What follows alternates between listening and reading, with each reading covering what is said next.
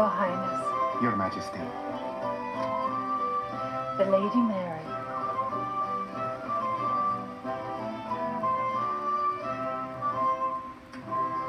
Alteza, está el privilegio. Le placer que nos provoca darle bienvenida a la corte de mi padre.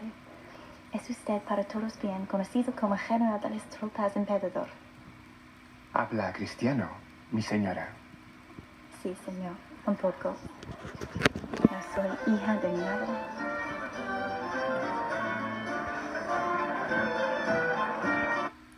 I thought we would start there today, for a specific reason. I wonder if the people in this town would have a problem with your Ten Commandments monument. You think they would?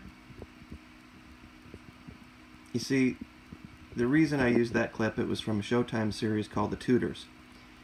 And it was a brief conversation between Princess Mary, daughter of Catherine of Aragon, the first wife of King Henry VIII. She was from Spain, and that was the Duke of Naher. And when she greets him and receives him speaking Spanish, he is surprised and says, "Hablas cristiano?" meaning you speak Christian, or the language of the Christian. See, prior to the Pilgrims coming here in the mid-1600s, fleeing the Church of England, there were cities here from Europe.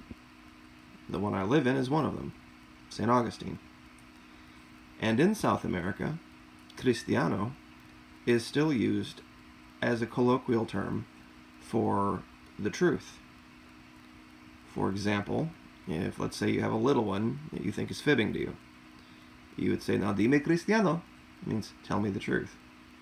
Or if you have a friend who has told you this really crazy story, it's hard to believe, there would be, a colloquialism that says, "Cristiano?" It means like, really? Is that the truth? Wow. So this is the level to which Christian Judeo culture has penetrated this society. Now, it's an important thing to understand this. There are more Christians, people who identify as Christians, Catholics and Protestants, living in Latin and South America than there are total people living in North America. I know that's a hard thing, I'll say it again. There are more people living in South America, the Caribbean, Latin America, that identify as Christians, that would tell you, yes, I'm a Christian, yes, I'm a Catholic, yes, I'm a Protestant, than there are total people living north of the proposed wall. And that's a hard thing for a lot of people to wrap their head around. Now, let's look at this map again.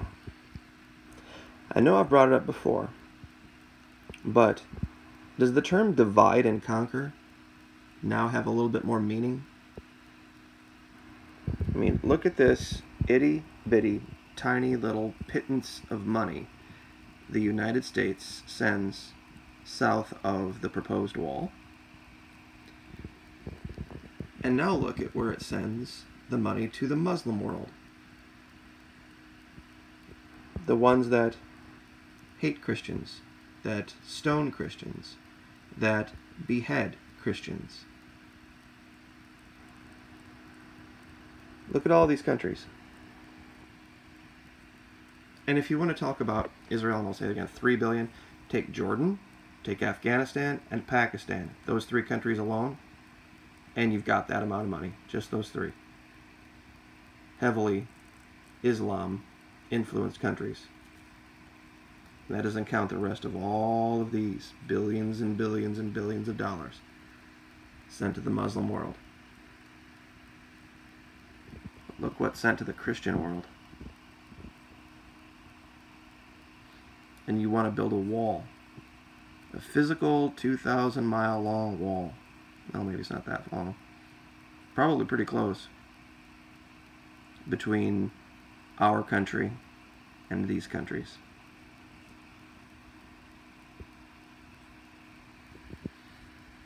Brought this up. This is Pew Templeton, just to show you the numbers. 590 million people of all ages living in Latin America and the Caribbean. 9 in 10 identify as Christian. 90% of 600 million. That would mean roughly 500 million people. 500 million people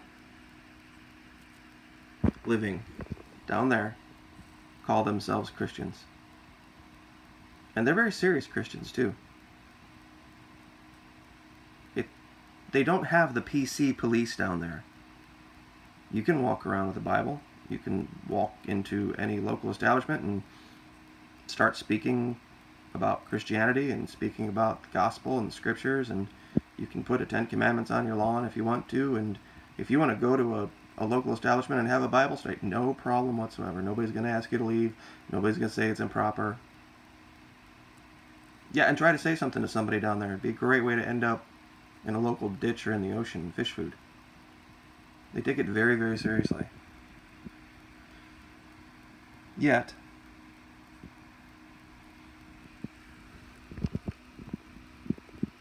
this guy's coming to the White House. This guy gets an invitation to the White House.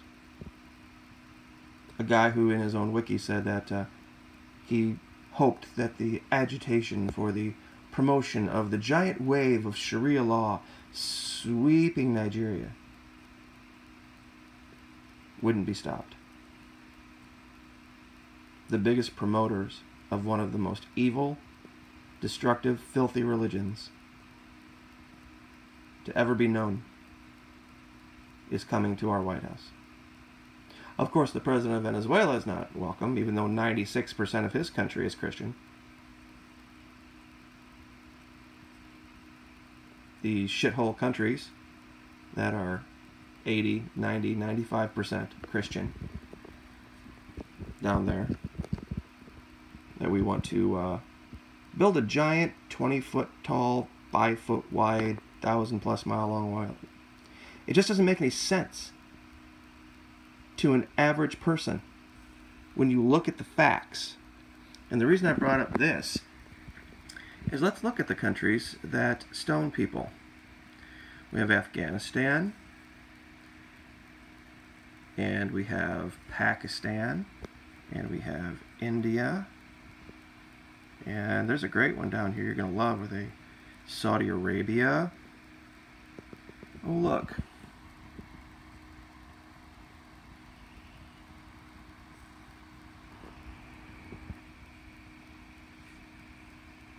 All these places, Syria, where you supposedly have some interest. And I'm not going to play these for you. I was almost going to really shake up some people out of their sleep about what's really going on in the world. All of these countries, vicious, cruel, filthy animals that do this stuff, get billions and billions and billions of US dollars. Yet, there's Pakistan, almost $1 billion. Afghanistan, almost $1 billion. Ooh, Nigeria, 703 million for the agitation for the promotion of Sharia around the world, coming to the White House. And that's all of Latin America combined. You starting to see the picture now? Are you starting to see what's really going on? Divide and conquer? See, people are going to have to make a choice at some point about what they're going to believe, the things in their world that they're going to choose. because there's one last hope in this world, and it's slowly going away. And we have an enemy, and it's not who you think it is. It's not the people who habla cristiano. Like, share, subscribe.